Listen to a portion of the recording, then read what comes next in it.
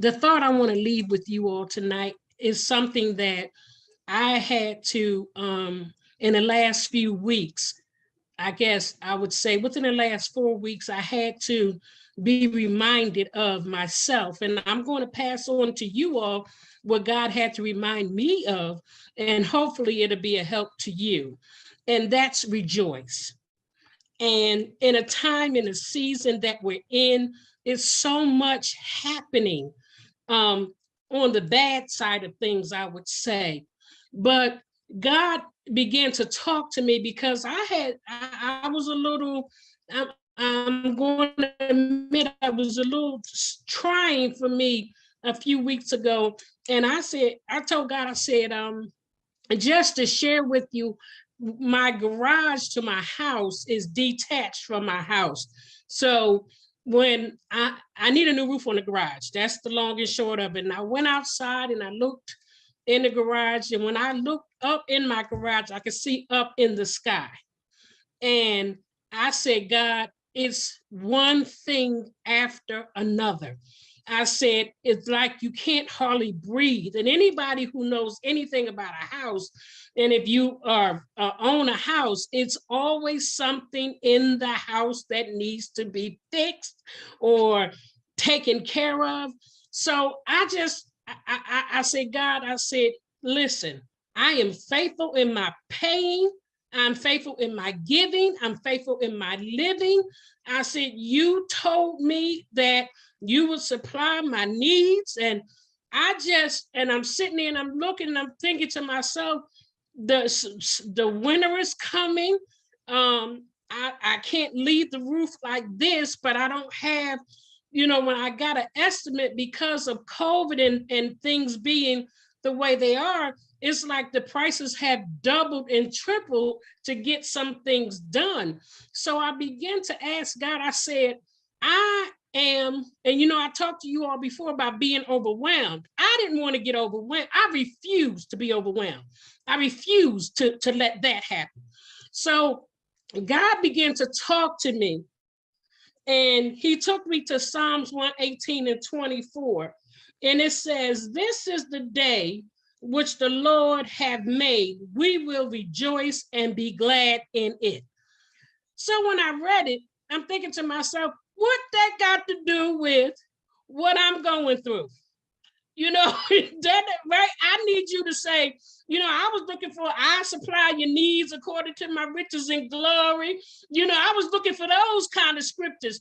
And as I walked back into my house, I said, okay, God, you have to help me understand. You have to help me through this. And all he kept saying to me is rejoice.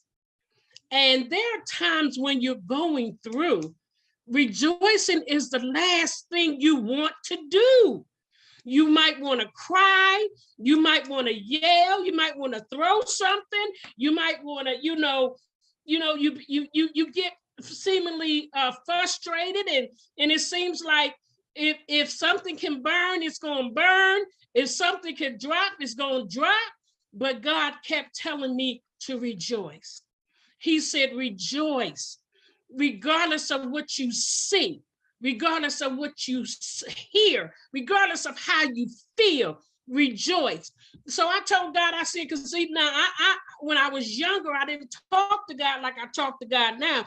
I talk to God like I'm talking to y'all. I said, well, God, you telling me to rejoice, but I see what I see and I'm hearing what I'm hearing. I can look up to the sky and see, I can look through my roof at my garage and see the sky. I see the prices that they're quoting me, and that money is a little high that I can't hit that right now. So what do I have? Why do I have a need to rejoice? God told me, he said, because I'm faithful. He said, if I promised you I'll do it, I am going to do it. He said, regardless of what you see, I am God. I control the rain. I control the snow. I control all of it. He said, all you have to do is do what I asked you to do, is rejoice. I don't care how you feel. I don't care what you see. I don't care what they're telling you. And then they had, I got a call, and the lady said, you know what? She said, I don't know how you got on this list, but you're on the list for us to help uh, people of Wayne County.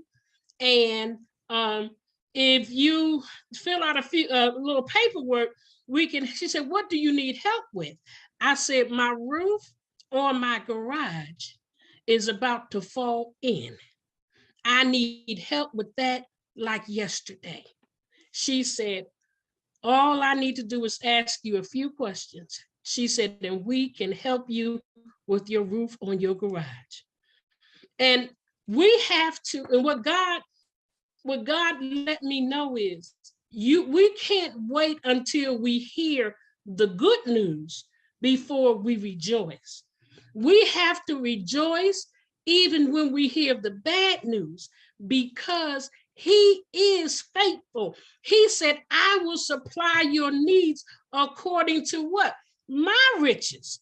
Don't know, and nobody more wealthier than God. Nobody has more than God. God said that he said that I was the head and not the tail. He said I would be a lender, a lender, not a borrower. So God is looking for us to rejoice in spite of. You stop and think about it. We talk about what's happening on the news, and it seems like everything on the news is bad news. But if you stop and think about how much time do we stop and talk about what God has done? This is the day that the Lord has made, and I'm going to rejoice in it. I don't care. So listen, I told my brother, I said, getting older is not for the faint at heart. I said, when you go to bed with one ache, you wake up with two. I told him, but you know what? I used to hear the older saints say, I thank God for the aches and the pains. And I thought to myself, who would thank God for the aches and the pains? But it's somebody somewhere would love to be alive to feel an ache and a pain. God spared our life. Rejoice, rejoice. When they say that, when the doctors give you a report of bad news, rejoice. Why? Because God said in his word, by my stripes ye are healed. Rejoice. We have to stop talking about what God can do and start believing that God can do it, and start walking in that belief. Because as a child growing up, I didn't concern myself. If I asked my mother and father for something and they told me I had it or they were going to take care of it, I went away as if it was already done, because I had enough belief and confidence in them that they were going to come through, and they were limited in their abilities and their power. But God, he's unlimited. If God said it is yours, it's yours. I don't care what anybody try to do. I don't care what anybody try to say. I don't care how many roadblocks they put in your way. If God said it, then believe it. Bishop Fanny Beard used to have this saying. She said, it's not what you say, but it's what God says. God has the final say. We have to rejoice in sickness, rejoice in tribulation, rejoice in persecution, rejoice in tribulation, rejoice in good times, rejoice in bad times, rejoice in hard times, rejoice. I'm telling you all this, but I had to be reminded that God told us to rejoice. Satan gets angry, and I want to make him real angry. I want to upset his, a lot of times we allow him to upset us. We ought to start upsetting him. I want him to be very angry, because I don't care what he come with. I don't care what he do. I want to be able to say, this is the day that the Lord has made, and I'm going to rejoice in it. God has blessed me. He has kept me. He's fed me. He's clothed me, put shelter over my head. Only God can do those things. I know some of us got jobs and we work and we go out to our job and we expect our paycheck. But if God don't speak to you and tell life to breathe his breath into you, you ain't getting up and you won't be able to go to your job. If God don't tell your legs to tell your legs to move, you ain't moving. So we ought to rejoice and be glad. Why? Because God, our Father, told us that we're more than conquerors. We're not just conquerors, we're more than conquerors. So you all pray for me, please, as I pray for you, as we continue to what? Make Satan angry and tear down his work, where he desires to sift us as wheat, where he desires to divide the house, where he desires to cause us not to show love, unity, but the devil is a liar, the father thereof. As long as you want to do and I want to do, God is going to do through us that we do a mighty work in him. Please pray my strength in the Lord. God bless you all.